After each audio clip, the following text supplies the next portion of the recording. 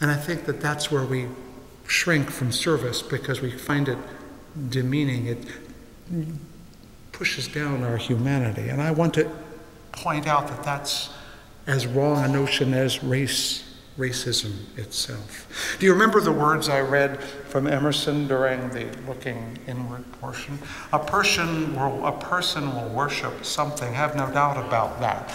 I read that on purpose because when you go to church, what do you say you do? You're going to service. Because part of our notion of service is that we bow down to our gods and we hand things over to priests who then hand them up to God, and that somehow we are in this inferior relationship to God. And so service and worship are interwoven in our cultural brains. And I want you to think about this for a moment. That maybe we have no choice, as Emerson said, but to worship, that is to serve something.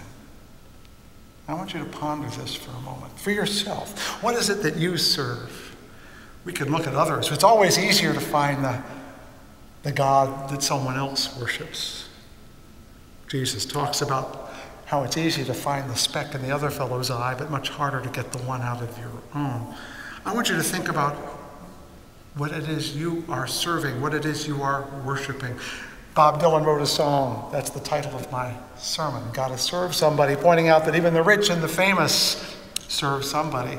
And it was an ironic song because he was pointing out that they in turn yield up their high and mightiness to something else. What is it that they give it up to? They give it up to wealth. We are a nation that worships money. Who could say we do not? We worship them so much that even the poor gladly hand it over to them, don't we? Or at least our representatives help us do that. We worship power in the form of celebrity. Why do we pay so much attention to people named Kardashian? I don't understand this. And we have reality TV shows, and why do we watch them? Because suddenly they are celebrities, and we're kind of like them. We buy lottery tickets. We worship power and money and status and celebrity. We worship them because for some reason they make us feel as though we're going to be like them. Why do you buy a lottery ticket? I buy a lottery ticket now and then on the hope that I'll get to be like that. So we're in service to those things. But let's talk about smaller things in your life. I don't know what things you're worshiping. I know parents who have worshiped their children, probably not a good idea. Likewise, it's not good for children to worship their parents either. Because remember what Emerson says, what you are worshiping, you are becoming. How many of you have seen homes that are so devoted to the children that the parents become kind of childish too? You know what I mean. But I want you to think about maybe the things you are worshiping in your life. And the only way to do this honestly is to tell you some of the things I have found myself worshiping. I'm not going to give you the whole list. It's a pretty long one. You have one too.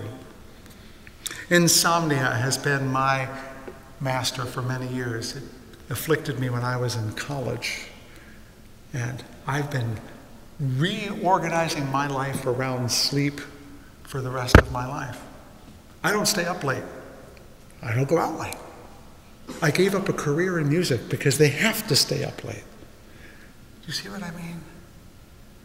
Small things that pull you down out of who you are into something less than who you ought to be.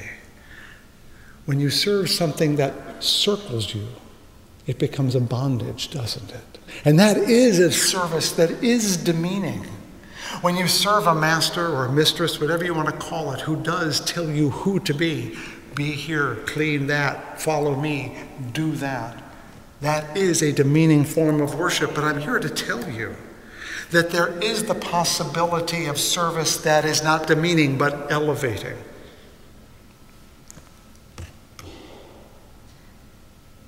What if you worship something worth becoming? What if you serve something better than yourself? What if you choose to serve, choose freely to give yourself to something that you aspire to be? If we must serve, and I think we must, I think that is in our nature to do so, then those who can choose what they serve freely. We can never be free from serving. It is required, it is necessary, it is inevitable. But we can choose whom we serve and what, provided that we choose thoughtfully. Last week up here on the dais, there was a banner with Martin Luther King's picture on it, and it said, "Everyone can be great because everyone can serve." And of course, that's ironic because we think of service as being not great, but less. But his point was that if we serve something great, we become great at the same time. This is one of the reasons I struggle with those who indict public service. At our breakfast this past Monday, we honored Vern Ehlers and Bob and Bill Hardiman and others because we think it's time to say those who give years of their lives to public service are not mere politicians. They are serving a greater good. And how we have cheapened the idea of serving the public good, because after all, the most important service we have now in this Ayn Rand-driven, laissez-faire market world we live in is my pocketbook and my career and my wealth. And so it's time for us to say that it's time to serve greater goods and greater gods than our own prosperity, that to serve in Congress or in the state or in the city or in one's congregation or simply one's neighbor is an elevating moment. We can be great not by choosing to serve ourselves, but by choosing to serve something greater than ourselves, to serve something greater. Now, let's be careful. We can worship the wrong thing. There's no question about that. It is not enough that it be bigger than you, it must be better than you in what you serve. Not just larger than yourself, but better than yourself. Let me give you an example. At the end of the Christian Gospels, there is a passage in which Jesus washes the feet of those who followed him. Now, I don't know about you, but if you've ever walked through a really dirty area for like 3 years, its chances are not going to be a really gentle experience. And this was a person whom every one of them was following. But the example that Jesus was setting was, you have served me, now let me serve you. Now, of course, Peter, who gets a lot of the good lines, said, I won't let you do this. And then Jesus said, if you won't let me wash your feet, then you can't follow me at all. Because he was saying, if you follow me, you will wash the feet of those who follow you. He was inviting people into a relationship of service that meant that even the leader must serve those who are followed. A couple of years ago, maybe even more, maybe 3 or 4 years ago, our fountain club, our high schoolers, decided to give their holiday, their winter holiday, to go to Louisiana. Todd, you made that happen, didn't you? You helped that happen.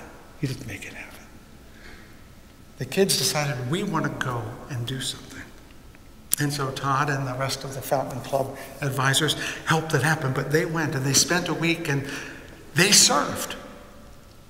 But they came back here, and their act of returning here made them into leaders. Their service lifted them up. We admired them. And then for the last 2 years, grown-ups went and did the same thing. Who was leading whom? Who was serving whom? And a little child shall lead them, says Isaiah. That when we serve that which is better than us, no matter whether it's younger than us or poorer than us or darker than us or smells different than us, when we serve that which is better than us, when we follow it, that is what spiritual service is about. That's what I want to leave you with.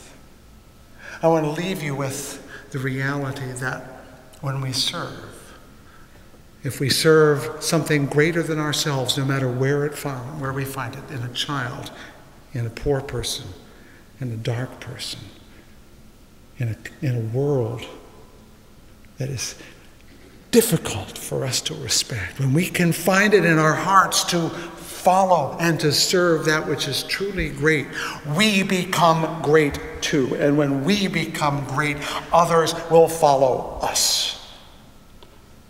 This church has a great tradition of thinking we set the pace. We're out there in front of others. We're making ourselves into pathfinders. And I'm here to tell you that if we wish to lead, we must follow. If we wish others to follow us, we must serve. And if we wish to serve, we must serve greatness wherever it is found. And believe it or not, it's not all sitting here. I call us to a life of genuine service, to that which lifts us up to become something worth serving. May it be, and amen. Our final hymn today is a gloss on Mr. Paul's famous passage about love. It's a beautiful hymn. I hope you enjoy singing it as much as I do. Let us rise and sing our final hymn, number 34, Though I May Speak.